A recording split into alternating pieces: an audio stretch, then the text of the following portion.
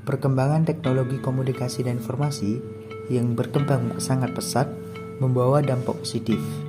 Di samping itu, ada pula dampak negatif yang dapat mempengaruhi sekitarnya. Keuntungannya, dengan kemajuan teknologi, masyarakat dibuat menjadi lebih mudah dalam melaksanakan pekerjaan. Hadirnya internet juga mempermudah dan mendukung teknologi komunikasi untuk terus berinovasi menciptakan kebaruan. Dampak positif dari perkembangan teknologi ialah mempermudah kita sebagai makhluk sosial. Ada pula dampak negatif dari perkembangan teknologi, yaitu timbul motif kejahatan seperti maraknya hacker atau penjahat yang menyelusup di situs digital. Salah satu contoh kasus yang terjadi pada baru-baru ini. Kasus yang terjadi yang sedang menjadi perbincangan publik ialah kasus hacker Bjorka. Kasus ini berawal dari Bjorka yang dapat mengakses data-data situs digital dari data Kementerian Kominfo, pejabat dan badan intelijen negara. Bjorka merupakan sosok yang saat ini menghebohkan dunia internet dan membuat pemerintah Indonesia mulai ketar-ketir. Bjorka adalah hacker yang diduga meretas situs Kementerian Komunikasi dan Informatika. Bahkan, Bjorka juga mengklaim telah mengakses dokumen rahasia milik Badan Intelijen Negara yang dikirimkan ke Presiden Joko Widodo. Nama Bjorka muncul terkait peretasan data dari Indonesia sejak Agustus lalu. Kemunculannya termasuk pernyataan diketahui lewat situs forum Brexit2. Selebihnya, sosoknya tentu saja misterius. Mengutip Detik.com, Bjorka mengatakan dirinya telah menjual sebanyak 105 juta data milik warga negara Indonesia yang berasal dari Komisi Pemilihan Umum. Ia juga mengklaim telah mempunyai 1,3 miliar data registrasi SIM card prabayar Indonesia yang terdiri atas NIK, nomor telepon, operator seluler hingga tanggal registrasi.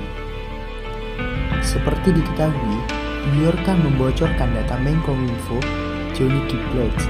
Dirinya mengancam membobol data My Pratamina hingga mengklaim telah membocorkan dokumen rahasia Presiden Rakyat Indonesia yaitu Joko Widodo.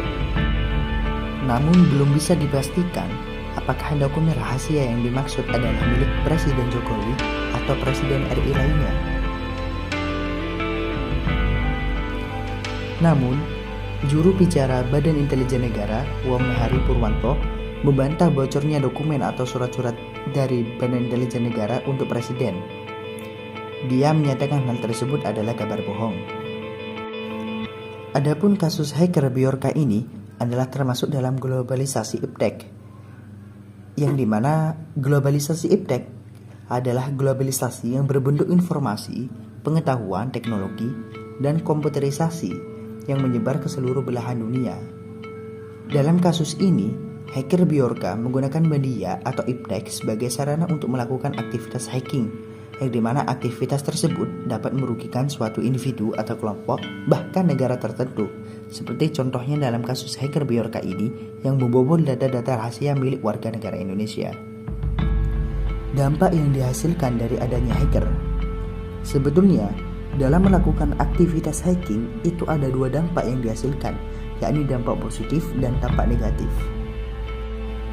Adapun dampak positif dari adanya seorang hacker atau proses hacking yaitu 1.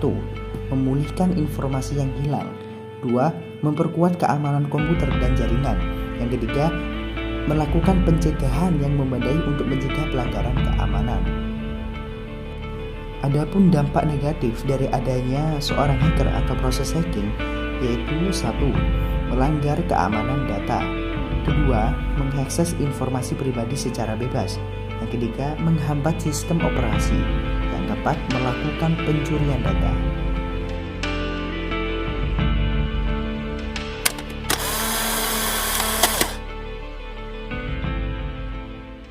Assalamualaikum. Waalaikumsalam. Sini saya ingin bertanya tentang adanya isu hacker yang dimana hacker ini meretas data-data yang ada di pemerintahan. Nah, itu pendapatnya sampean tentang adanya hacker ini. Meminta pendapat tentang adanya hacker tersebut. menurut Mas sendiri, hacker kan artinya kan dalam pasaran membobol data-data yang disembunyikan atau yang disembunyikan oleh keamanan negara ya. Jadi bahkan kita dalam di Indonesia ini dengan adanya kayak keamanan data atau yang sangat rahasia, itu pasti ada yang namanya keamanan atau yang menjaga sesuatu hal tersebut. Nah, menurut saya sendiri yaitu yang pertama itu pemerintah yang berpihak, yang bertanggung jawab itu harus harus mengupdate tentang keamanan yang ada di negara. Kok bisa ya sudah sudah memberikan data untuk Indonesia dan lain-lain, itu kok masih bisa terbobol. Oke.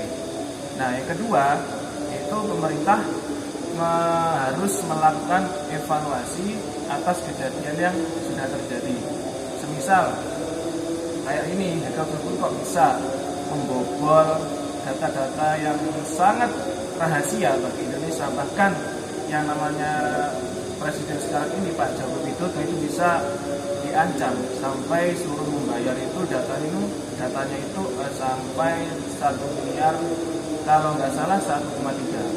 Itu yang harus dilakukan keamanan dan lain-lain itu, yaitu yang kedua itu mengevaluasi atas keamanan agar diperketat kembali. Dan yang ketiga yaitu selain mengevaluasi, itu yang harus dilakukan yaitu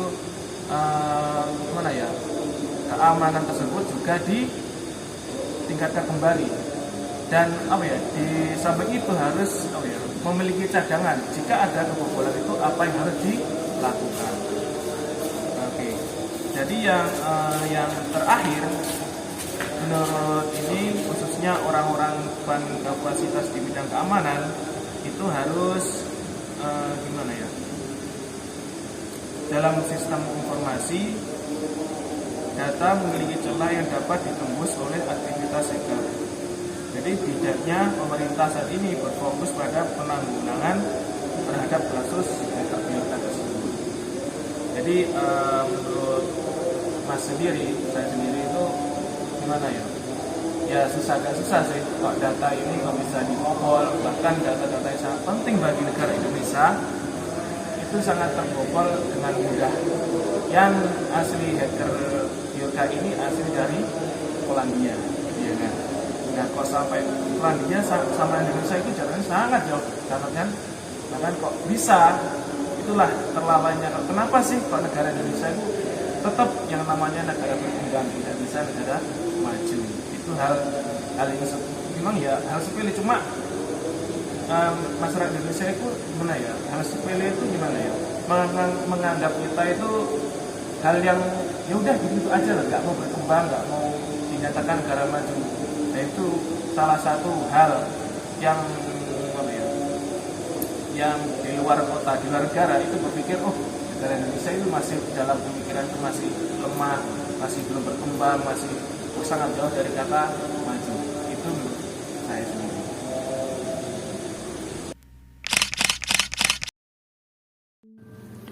Adapun upaya pemerintah dalam menangani kasus biorka yaitu membuat badan cyber dan sandi negara yang akan menangani serangan cyber di dunia digital sesuai dengan peraturan dan undang-undang yang bertugas untuk yang pertama, validasi. Pemerintah melalui BSSN mengaku tengah menelusuri lebih lanjut mengenai beberapa dugaan insiden kebocoran data. Kini BSSN tengah melakukan validasi secara detail terhadap data-data pribadi yang diduga telah dipublikasikan tersebut. Yang kedua, koordinasi dengan PSE. Setelah melakukan validasi, BSSN kemudian berkoordinasi dengan penyelenggara sistem elektronik PSE yang terkait dengan isu kebocoran data, termasuk dengan PSE di Kementerian Sekretariat Negara. Ketiga, upaya mitigasi. BSSN bersama PSE langsung melakukan upaya-upaya mitigasi yang lebih cepat, terutama untuk memperkuat sistem keamanan cyber di tengah resiko bocornya data yang lebih besar dari beberapa PSE.